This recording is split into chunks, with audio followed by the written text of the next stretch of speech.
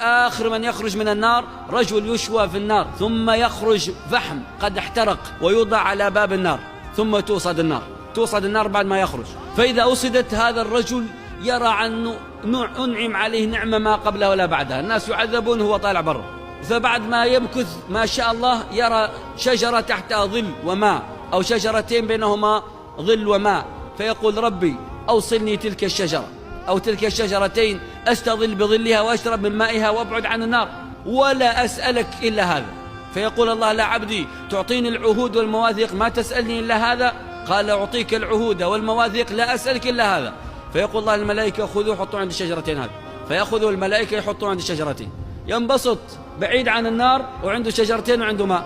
فبينما هو جالس شوي يشوف الجنة، معقول هذه الجنة أنهار وأشجار ونعيم وأنوار وشيء، يقول يا رب ما أسألك تدخلني الجنة لكن حطني عند الباب مثل ما كنت عند باب النار خليني عند باب الجنة. يقول الله الملائكة يحطوه عند الباب، الآن وصل باب الجنة والباب مغلق، يقول ربي دخلني الباب من الداخل بس، يفتح وندخل عند الباب ما أدخل جوا عند الباب من الداخل. فيضحك الله سبحانه وتعالى منه يقول عبدي ما أغدرك ألم تعطيني العهود والمواثيق لا تسألني إلا هذا؟ قال بلى يا رب ولكن لا صبر لي، ما نقدر نصبر وأنا شايف الجنة. فيقول الله له عبدي أترضى بملكي أن أعطيك في الجنة، ندخلك الجنة ونعطيك مثل ملك من ملوك الدنيا؟ قال رضيت. قال عبدي أترضى أن أدخلك الجنة وأعطيك مثل ملك 10 ملوك من ملوك الدنيا؟ قال أي ربي رضيت.